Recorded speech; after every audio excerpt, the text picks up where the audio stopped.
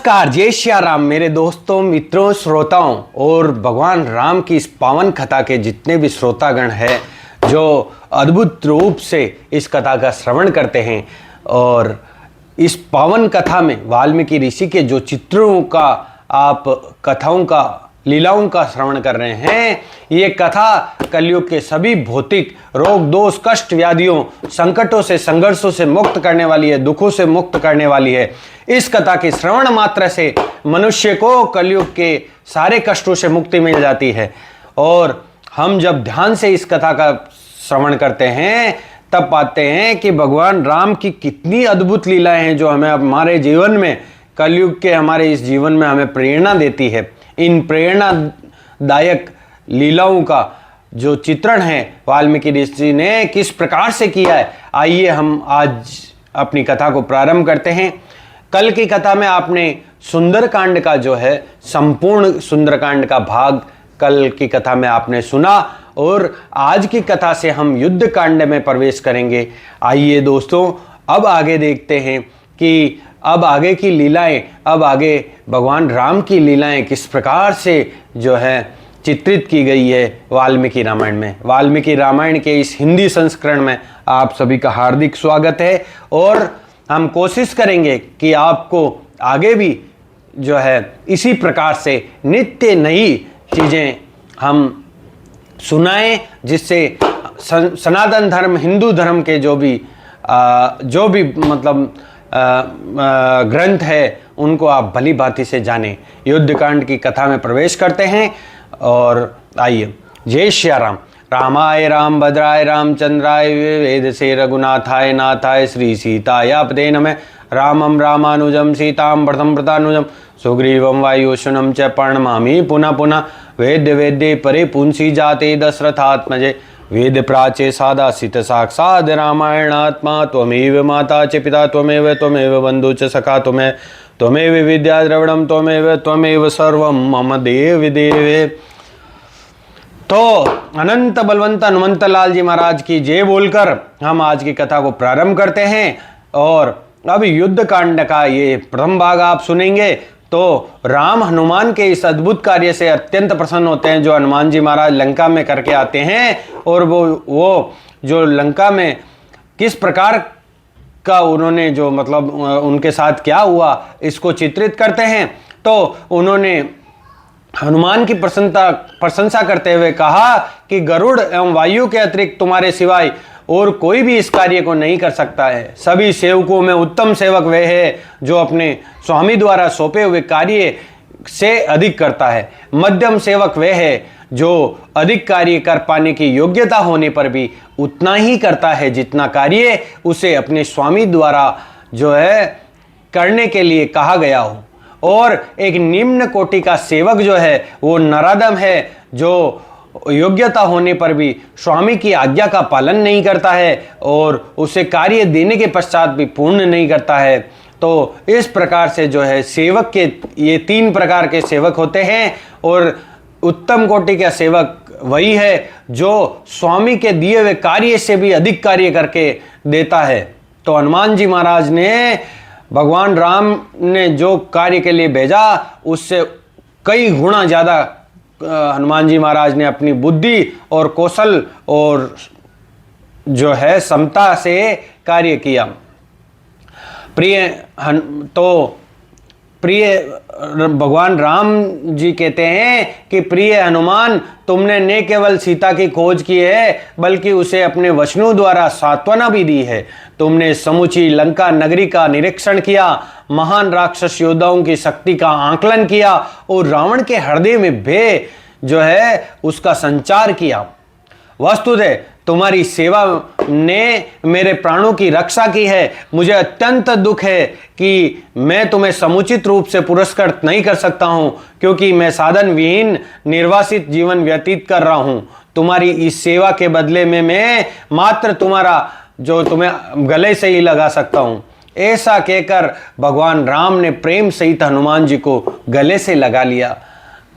तब राम सुग्रीव की ओर मुड़कर बोलते हैं, अब हमें सीता की स्थिति से अवगत है, किंतु ये वानर सागर किस प्रकार पार कर पाएंगे? मुझे अकस्मात ऐसा लग रहा है कि हमारी आशाएं धूमिल तथा कठिन श्रम व्यर्थ हो गया है। इतना कहकर राम ने मौन धारण कर लिया और विचारों में लीन हो गए। सुग्रीव ने कहा, हे प्रभु, आपको इतना दुख त्याग देना चाहिए, ठीक उसी प्रकार जैसे कि कोई कृतज्ञ व्यक्ति सहजता से दया को त्याग देता है, क्योंकि उत्साह के ह्रास होने पर सभी कार्य दुख का कारण बन जाते हैं। जिनका मन दुख से व्याकुल होता है, उनके सभी प्रयास जो है विफल हो जाते हैं। राक्षसों से युद्ध करने का विचार मन में आने से मुझे प्रसन्नता होती है। मुझे विश्वास है कि वानर इस कार्य में योग्य हैं। संभवतः इस सागर पार करने हेतु उस पर एक पुल का निर्माण कर पाएंगे। यदि वानर केवल लंका तक भी पहुंच जाए तो भी मुझे विश्वास है कि वो सभी विजय हो जाएंगे। हनुमान की ओर देखकर राम ने कहा, यदि मैं चाहूं तो अपनी दिव्य शक्तियों के उपयोग से सहजता पूर्वक इस सागर को पार कर सकता हूं या इसे सुखा सकता हूं। तुम मुझे लंका की किलाबंदी के विषय में तथा अन्य कोई संबद्ध सूचना हो तो विस्तार पूर्वक बताओ। हनुमान ने उत्साह पूर्वक उत्तर दिया, लंका में 4 प्रकार की सुरक्षा की व्यवस्था है। उनकी प्रथम सुरक्षा व्यवस्था तो प्राकृतिक है। नगर पर्वत के शिखर पर स्थित है और चारों ओर से नदी तथा घने वनों से घिरा हुआ है। उसमें दुर्ग है। लंका ऊंची स्वर्ण दीवारों से घिरी हुई है और उसमें चारों दिशाओं की ओर 4 विशाल द्वार है, जो विशालकाय प्रेक्षापात्रों से युक्त है। उन दीवारों के चारों ओर विस्तृत घाटी है, जिसमें भयानक घड़ियाल जो है, मतलब मगरमच्छ जो है, वो उसके अंदर रहते हैं। घाटी पर उठाए जाने योग्य 4 विस्तृत पुल है, जो उठ सकते हैं, वापस खुल सकते हैं, वापस बंद हो सकते हैं। ऐसे पुल हैं जो द्वारों से लगे हुए हैं। जब मैंने लंका में आग लगाई तब इन पुलों को नष्ट कर दिया और उनके अनेक भागों को तोड़कर नीचे गिरा दिया। इस प्रकार से लंका नगरी का जो है, हनुमान जी महाराज लंका नगरी के बारे में, उनकी सैन्य सुरक्षा के बारे में जानकारी देते हैं। मेरे प्रिय प्रभु राम, मेरी विनती है कि केवल अंगद, द्विंद, मैन, जामन, पनस, नील और स्वयं मैं, ये सभी मान योद्धा छलांग लगाकर लंका जाए। हम अकेले ही रावण को पराजित कर सकते हैं, अतः हमने वानरों की पूरी सेना को सागर पार करवाने की चिंता नहीं करनी चाहिए। भगवान राम कहते हैं, ये मेरी प्रतिज्ञा है कि मैं स्वयं लंका को विध्वंस करूंगा। सुग्रीव की ओर मुड़कर राम ने कहा, सूर्य देशांतर रेखा पर है और अभिजीत कहलाने वाले शुभ मुहूर्त आ गया है। एक सैन्य दल के युद्ध हेतु प्रस्थान करने के लिए ये श्रेष्ठ समय है। मेरी दाईं पलकें भी फड़क कर विजय की पूर्व सूचना दे रही है। अतः वानरों को एकत्रित करके करें ताकि हम शीघ्र ही लंका को प्रस्थान कर सके। इस प्रकार से हनुमान जी महाराज, सुग्रीव जी महाराज और भगवान श्री रामचंद्र जी महाराज के बीच में वार्तालाप हो रहा है और अब योजनाबद्ध तरीके से योजनाएं बनाई जा रही है कि किस प्रकार से लंका कूच करना है, लंका की ओर प्रस्थान करना है। लक्ष्मण और सुग्रीव ने राम द्वारा दी गई पहल की प्रशंसा की और क्षण भर में ही वानरों के झुंड कंदराओं तथा वन के पर्वतों की ढाल से निकलकर आने लगे। राम ने तब नील को आदेश दिया, मैं चाहता हूं कि तुम सेना के आगे चलो। तुम अपने साथ कुछ वानरों को लेकर उन्हें सभी दिशाओं में भेज दो। शत्रु के योद्धा हम पर गुप्त रूप से जो है आक्रमण करने की तैयारी में हो सकते हैं। दुर्बल वानरों को अंतिम पंक्ति में रखो, क्योंकि भीषण संघर्ष होने वाला है। इस प्रकार से भगवान राम सैन्य सजावट के बारे में सबको समझा रहे हैं कि किस प्रकार से सेना में दुर्बल वानरों को पीछे रखा जाएगा और जो सशक्त और शक्तिशाली वानर है वो आगे रहेंगे। तब राम ने सेना की व्यवस्था इस प्रकार से की जिससे कि वे सेना के मध्य में हनुमान और लक्ष्मण अंगद की पीठ पर सवार रहे। जो भगवान राम है वो तो हनुमान जी की पीठ पर और लक्ष्मण जी महाराज है वो अंगद की पीठ पर सवार रहे। जब सुग्रीव ने सभी वानरों को राम के आदेशों से अवगत कराया तब सेना दक्षिण दिशा की ओर प्रस्थान करने लगी। शक्तिशाली वानर साहस का प्रदर्शन करते हुए आगे बढ़ चले। वे सिंह की भांति गर्जना करते और ऊपर नीचे उछलते। कभी कभी वे एक दूसरे के ऊपर से कूद कर जाते और क्रीड़ावत ही कभी एक दूसरे को वायु में उछाल देते। प्रसन्न किंतु विनोदपूर्ण उत्तेजना सहित वे शक्तिशाली वानर अपनी पूंछ हिलाते हुए लताओं को उखाड़ते और पर्वतों पर ऊपर नीचे कूदकर पत्थरों को इधर उधर गिरा देते। यात्रा के दौरान लक्ष्मण ने राम से कहा, हमारे चारों ओर व्याप्त मंगल चिन्हों को तनिक देखिए। शीतल सुगंधित वायु बह रही है तथा वन के प्राणियों का कोलाहल अत्यंत संतोषजनक प्रतीत होता है। वस्तुतः भूमि भी शांत स्थिति में प्रतीत होती है और ऊपर सूर्य कुछ अधिक तेजस्वी प्रतीत हो रहा है। सीता की मुक्ति हेतु युद्ध की इच्छुक सेना रात दिन चलती रही। चलते हुए वानरों ने स्नान किया और पर्वतीय झीलों में क्रीड़ा की, फल मूल खाए, मधु पी पिया। अंततः राम महेंद्र पर्वत पर पहुंचे और पर्वत के शिखर पर चढ़ गए। वहां से उन्हें क्षितिज तक विस्तृत विशाल सागर दिखाई पड़ा। जब राम नीचे उतरकर वानरों के निकट आ गए तब वे सभी ने पुनः प्रस्थान किया। वे शीघ्र ही सागर के तट के निकट पहुंच गए। वहां पहुंचकर राम ने सुग्रीव से कहा, हमारे समक्ष अभी सागर पार करने की चुनौती है, हम इसे कैसे पार कर सकते हैं? वानरों को अपने शिविर लगाने दो, तब तक हम लंका पहुंचने का कोई उपाय खोजते हैं। वानरों के झुंड जब अपने शिविर लगाए जाने में व्यस्त थे तब ऐसा लगता था मानो वहां एक विशाल बादामी सागर हो जिसमें बादामी उग्र लहरें उठ रही हो। वानरों के प्रमुख ने विशाल सागर को चकित होकर देखा जो न्यूनतम लोकों तक जाता तथा असुरों की शरण स्थली था। वानर सेना ने विस्मित नेत्रों से उस अगाध सागर को देखा जिसमें 100 योजन लंबी मछली तीमी और तिमिंगिल, जो तीमी मछलियों को एक ही ग्रास में खा जाती है। मतलब तीमी कहते हैं शार्क मछली को दोस्तों मित्रों, और एक तिमिंगल मछली होती है जो शार्क मछली को भी खा जाती है। इतनी बड़ी भयानक तिमिंगल मछली होती है। तो अब जो है जैसे भयानक जलचर इधर उधर घूम रहे थे और वानर वीरों ने वायु के झोंकों को से प्रभावित जल तथा लहरों के अगम्य विस्तार को देखा जिसके दूसरी ओर लंका थी। विश्राम के लिए बैठे हुए राम ने लक्ष्मण से कहा, ऐसा कहा जाता है कि समय के साथ शोक भी कम हो जाता है, किंतु सीता के वियोग में मेरे शोक में तो प्रतिदिन वृद्धि हो रही है। लक्ष्मण, मुझे सर्वाधिक वेदना तो यह सोचकर होती है कि सीता को दिया हुआ जो है वो समय सतत व्यतीत होता जा रहा है। उस समय की लालसा से मेरा हृदय जल रहा है। जब मैं रावण का वध करके सीता को मुक्त कराऊंगा, इसके पश्चात ही मेरा शोक समाप्त होगा। और इधर उधर धीरे धीरे सूर्य अस्त होने लगा। मेरे महलों का विध्वंस कर दिया गया और अनेक वीर, तो मतलब इस बीच ही है ना, एक रावण को जो है सपना आता है और रावण कहता है कि मुझे ऐसा स्वप्न आया है कि मेरे महलों का विध्वंस कर दिया गया है और अनेक वीर राक्षस भी मृत्यु को प्राप्त हुए हैं। प्रामाणिक विचार के अनुसार अच्छा परामर्श विजय का मूल कारण होता है, इसलिए मैंने तुम सभी को यहाँ पर बुलवाया है। इस विश्व में 3 प्रकार के मनुष्य होते हैं। ये कौन कह रहा है? रावण कह रहा है कि इस विश्व में, इस संसार में 3 प्रकार के मनुष्य होते हैं। उत्तम कोटि के बुद्धिमान व्यक्ति जो कार्य करने से पहले समान रुचि रखने वाले, अपने से अधिक अनुभवी व्यक्तियों और मित्रों से परामर्श लेते हैं, वो उत्तम कोटि के मनुष्य होते हैं। तब उनके परामर्श के अनुसार अपनी पूरी क्षमता लगाकर और अंततः विधाता पर निर्भर रहते हुए कार्य करते हैं।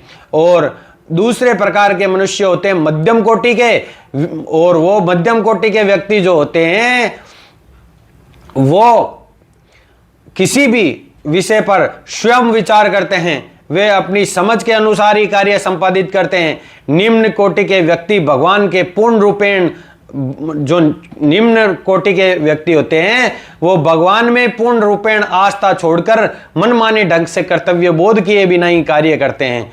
मतलब क्या है मित्रों, जो उत्तम कोटि के मनुष्य है वो उत्तम कोटि के मनुष्य अपने से बड़े जो होते हैं, अपने उनसे बड़े जो मतलब अनुभवी लोग होते हैं, उनसे विचार विमर्श करके, उनसे जो है विषय के बारे में पूरी जानकारी लेकर कोई कार्य करते हैं। मध्यम कोटि के व्यक्ति वो होते हैं जो जो खुद को ही, स्वयं को ही मतलब सर्वश्रेष्ठ जानकर अपने मनमानी ढंग से कार्य करते हैं।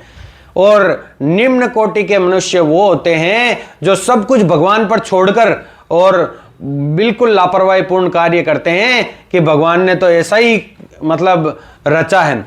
तो इस प्रकार की सोच करने वाले भी निम्न कोटि के ही मनुष्य गिने जाते हैं। उसी प्रकार से परामर्श भी 3 प्रकार के होते हैं।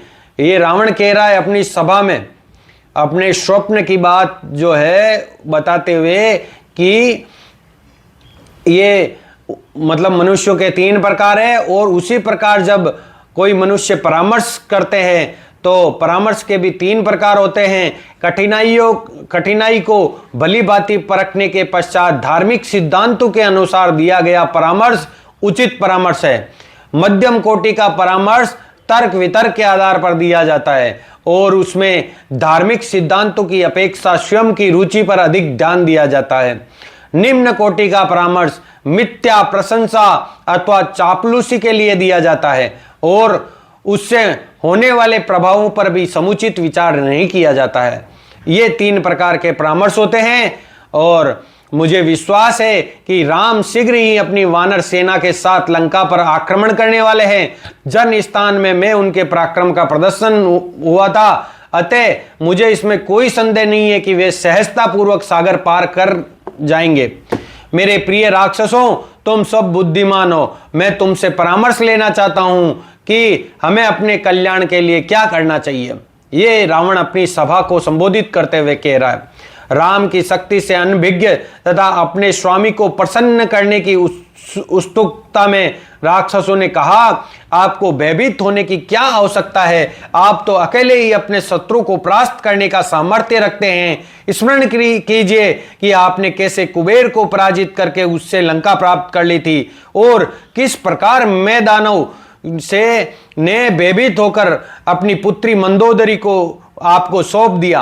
आप व्यर्थ चिंता क्यों करते हैं? आप शांति से विश्राम करें। आपके पुत्र इंद्रजीत राम एवं समस्त वानरों का विनाश उनके सागर पार करने से पूर्व ही कर देंगे। पहले इंद्रजीत ने सभी देवताओं को परास्त करके इंद्र को बंदी बनाकर लंका में रखा था। केवल ब्रह्मा के आग्रह पर ही इंद्र को मुक्ति दी गई थी और उसे स्वर्ग का पद पुनः प्राप्त हुआ था। रावण की सेना के प्रधान सेनापति प्रस्थ ने कहा, हमने देवताओं, गंधर्व, दानवों, पिशाचों को परास्त किया है, तब इन तुच्छ प्राणियों से भला क्यों भयभीत हो? हनुमान अपना पराक्रम इसलिए प्रदर्शित कर पाया क्योंकि हम सब उसे मात्र एक वीर समझकर, वानर समझकर असावधान थे। दुर्मुख नाम के एक अन्य राक्षस ने उठकर घोषणा की कि मैं इस अपमान का प्रतिरोध लिए बिना नहीं रह सकता। वे जहां कहीं भी हो, स्वर्ग में, पृथ्वी या सागर के भीतर, मैं विश्व में एक भी वानर नहीं रहने दूंगा। इस प्रकार से वानर अपने पराक्रम से रावण को जो है भड़का रहे थे। वज्रदंत नामक राक्षस रक्त और मांस से सने हुए एक गदा को घुमाते हुए चिल्लाया, वानरों के झुंड से लड़ने की चिंता कौन करता है? मैं राम और लक्ष्मण को कुचलकर उनका वध कर दूंगा। हे महाराज, आप केवल आज्ञा दे। तब कुंभकर्ण का शक्तिशाली पुत्र निकुंभ गरजते हुए बोला, आप सभी हमारे स्वामी के साथ यही रहे, मैं अकेले ही राम और वानरों को पराजित कर दूंगा। एक अन्य राक्षस ने, जो पर्वत के समान विशालकाय था और जिसका नाम वज्रहनु था, अपनी प्रशंसा करते हुए कहा, हे राजन, आप यहाँ रहकर सदैव की भांति अपना कार्य संपन्न करें, मदिरा पान करें और आनंद मगन रहें। मैं राम, लक्ष्मण और उनकी वानर सेना को देखता हूं। वस्तुतः अनेक राक्षसों ने अपनी आत्मा जो है श्लाघा करके रावण को सांत्वना दी कि वे अकेले ही शत्रु पर विजय प्राप्त कर लेंगे। जब उत्तेजित राक्षस अपने अपने हथियार घुमाते हुए युद्ध के लिए ऐसी बातें कर रहे थे, तब विभीषण ने नम्रतापूर्वक हस्तक्षेप किया। सबके बैठ जाने के पश्चात धर्मपरायण विभीषण ने कहा, प्रिय ज्येष्ठ भ्राता, प्रिय बड़े भाई, बुद्धिमान व्यक्तियों के मतानुसार हिंसा का आश्रय तभी लेना चाहिए जब सुलह, दान और मतभेद के उपाय असफल हो जाए। तदपि हिंसा केवल उन्हीं के विरुद्ध सफल होती है जो अधम हो, असावधान हो, किसी अन्य शत्रु के अधीन हो या अभागे हो। राम सर्वशक्तिमान, धर्मपरायण और प्रतिशोध के इच्छुक है। आप उन्हें पराजित करने की आशा कैसे कर सकते हैं? सीता का अपहरण ही वर्तमान संकट का मूल कारण है। इसके पहले कि राम के बाण लंका और उसके निवासियों का विनाश करे, और आपको सीता को उन्हें लौटा देना चाहिए। इस विभीषण का सुझाव सुनने के पश्चात रावण ने सभा समाप्त कर दी और अपने कक्ष में चला गया। अगली सुबह जब रावण ब्राह्मणों द्वारा अपने कल्याण हेतु की जाने वाली प्रार्थना को सुन रहा था, तभी विभीषण रावण के निकट आकर बैठा और बोला, ज्येष्ठ भ्राता, जब से आप सीता को लेकर आए हैं नाना प्रकार के अपशुगुन हो रहे हैं। यज्ञ की अग्नि से अग्निकण और धुआं निकल रहा है तथा पाकशाला तथा यज्ञ स्थल के समीप सर्प घूम रहे हैं। यज्ञ में अर्पित की जाने वाली वस्तुएं कभी कभी चींटियों से भरी हुई होती है, और काक के झुंड महलों की छत पर बैठे रहते हैं। नगर के ऊपर गिद्ध सतत मंडरा रहे हैं, और मादा सियार प्रतिदिन प्रातःकाल और सायंकाल करुण क्रंदन करती है। ये आपके सीता को अपहृत करने के पाप में कृत्य के कारण है। हे रावण, आपका एकमात्र प्रायश्चित यही है कि आप तुरंत सीता को राम जी महाराज को लौटा दें। मैं सत्य वचन कह रहा हूं, जबकि अन्य मंत्री आपकी मिथ्या प्रशंसा करते हैं, क्योंकि उन्हें आपके अप्रसन्न हो जाने का भय रहता है। क्योंकि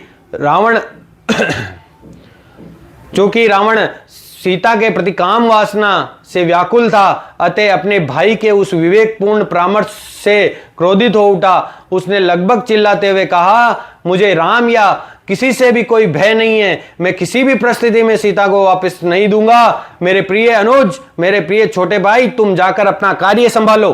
सीता का अपहरण किए जाने के पश्चात रावण उनके प्रति अपनी अपूर्ण वासना के कारण दुर्बल हो गया था। उसके इस घृणित कृत्य के कारण उसके संबंधी भी उसका अनादर करने लगे थे। युद्ध को निकट जानकर राक्षसों के राजा ने पुनः अपने मंत्रियों से परामर्श लेना चाहा। अगले दिन उसने पुनः एकत्रित होने की आज्ञा दी। जब रावण अपने रथ पर सवार होकर सभा के कक्ष में आया, तब सभी ने अपना सिर झुकाकर उसका सम्मान किया। हजारों तुरैयों की ध्वनि से उसके आगमन की घोषणा हुई। रावण ने अपने सेनाध्यक्ष से कहा कि प्रहस्त, तुम शीघ्र ही जाकर सेना को नगर की आंतरिक एवं बाह्य सुरक्षा के लिए तैयार करो। जब प्रहस्त सेना की तैयारी का निरीक्षण करने गया, तब रावण ने सभा को संबोधित करते हुए कहा, राक्षसों, मुझे यह घोषणा करते हुए हर्ष हो रहा है कि 6 मास तक निद्रा में रहने के पश्चात कुंभकर्ण जाग गया है और अपनी उपस्थिति में से हमें सम्मानित कर रहा है। सभी ध्यान से सुनो, क्योंकि मैं तुम सभी को भली भांति अपनी स्थिति का बोध करवाना चाहता हूं। जैसा कि तुम्हें ज्ञात है, मैं सुंदरांगी सीता के प्रति आसक्त हो गया हूं। वस्तुतः मैं उनको प्राप्त करने के लिए अपनी इच्छा के अधीन हो गया हूं। तब स्वयं को भद्र व्यक्ति के रूप में प्रस्तुत करने के लिए रावण ने एक असत्य कथा गढ़कर सुनाई। सीता को मेरी पत्नी बनना स्वीकार है, किंतु 1 वर्ष की अवधि के समाप्त होने के पश्चात और इतना ही समय मैंने राम को सीता को मुक्त करवाने के लिए दिया था। मैंने अब तक धैर्य रखा, किंतु अब लगता है कि राम लक्ष्मण सहित वानरों की विशाल सेना लंका पर आक्रमण करने की तैयारी कर रही है। वास्तव में मुझे नहीं लगता कि 2 साधारण मनुष्यों तथा वानरों की एक सेना से कोई खतरा है, किंतु जब मात्र एक वानर हनुमान इतना विस्तृत विनाश करके चला गया, तब मानना पड़ेगा कि विजय अनिश्चित है। अतएव मैंने तुम सभी को बुलाया है। मैं चाहता हूं कि तुम सभी मुझे राम का वध करने का कोई उपाय बताओ, ताकि मैं सीता को अपने लिए रख सकूं। तब कुंभकर्ण उठकर खड़ा हुआ और जोर से बोला, अरे मूर्ख राजा, सीता का अपहरण करने की योजना बनाते समय तुम हमारे परामर्श का अनुसरण करते तो पश्चाताप करने से बच जाते। तथापि तुम चिंता नहीं करो, क्योंकि मैं राम और लक्ष्मण का वध करके तथा सभी वानरों का भक्षण करके तुम्हारी इस भूल को निष्फल कर दूंगा। मेरा तब महापार्श्व करके वो मंत्री था, वो बोला, हे राजन, सर्पों से बाधित वन में अथक श्रम से उपार्जित मधु का स्वाद कोई क्यों ना ले। अपने चित्त की संतुष्टि के लिए आप बलपूर्वक सीता का उपभोग कर सकते हैं। आपको कौन रोक सकता है? आप जितना शक्तिशाली कोई नहीं है। आप निर्भय होकर अपनी इच्छा अनुसार कुछ भी कर सकते हैं। इस प्रकार से जो है वो रावण की सभा में, इस प्रकार से जो है रावण की सभा में आगे विचार विमर्श होता है। तो मित्रों, आज की कथा हम यहीं संपूर्ण करेंगे और कल की इस पावन कथा को आप ध्यान से श्रवण करिए, क्योंकि बहुत ज़्यादा लंबी कथा भी हमको मतलब सुनने में, आपको सुनने में थोड़ा मोबाइल पे लगातार सुनने में काम बाधित हो सकता है। इसलिए हम कोशिश करते हैं कि आपको आधा घंटे के लगभग की कथा जो है सुनाएं, ताकि उसको आप आसानी से सुन सके और भगवान राम की वाल्मीकि कृत रामायण के इस पावन कथाओं, पावन लीलाओं का श्रवण करके सभी रोग दोष कष्ट व्याधियों से, सभी समस्याओं से आप छुटकारा पा सकें। जय सिया राम, जय